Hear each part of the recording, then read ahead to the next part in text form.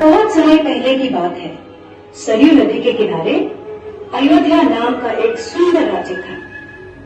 अयोध्या के राजा थे राजा दशरथ। उनकी 3 रानियां और 4 पुत्र थे, राम, लक्ष्मण, भरत और शत्रुघ्न। जब राजा दशरथ ने राम को राजा बनाने की घोषणा की, तब सभी लोग बहुत खुश हुए, लेकिन रानी कैकेयी खुश नहीं थी।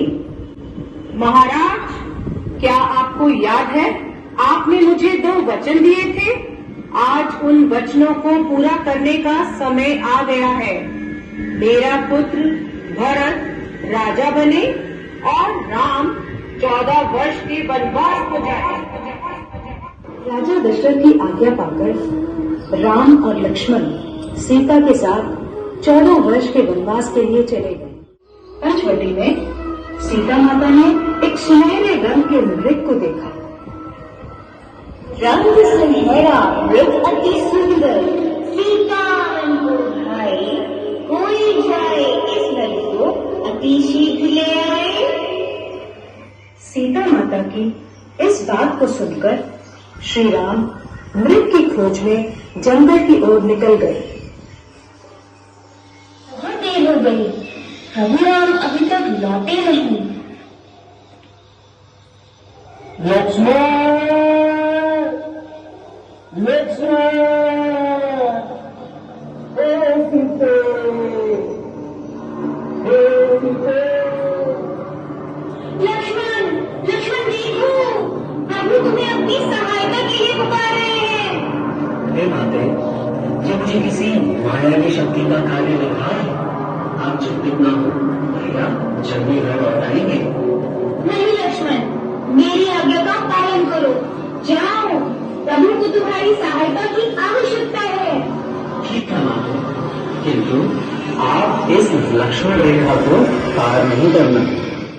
रावण को ज्ञान था कि वो लक्ष्मण रेखा को पार नहीं कर पाएगा, इसलिए उसने साधु और सीता माता को उठाकर ले गया।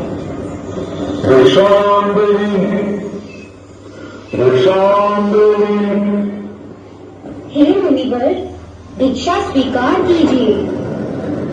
हे देवी, ये साधु का इतना आदर, घर के द्वार से ही दीक्षा देकर भेजना चाहती हो। जाओ, नहीं चाहिए तुम्हारी दीक्षा। नहीं नहीं मुनिवर, रुकिए, मैं आती हूँ।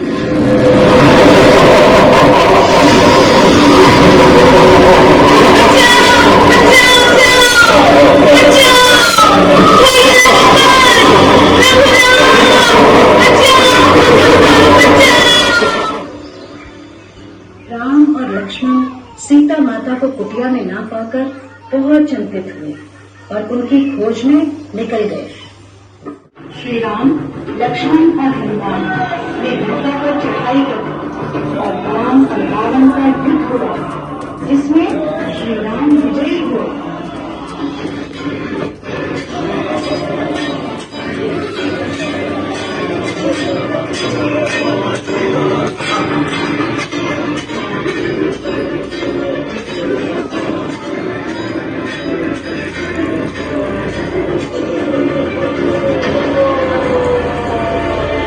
इसलिए इस दिन को विजयदशमी कहा जाता है। यह त्योहार बुराई पर अच्छाई की जीत का प्रतीक माना जाता है।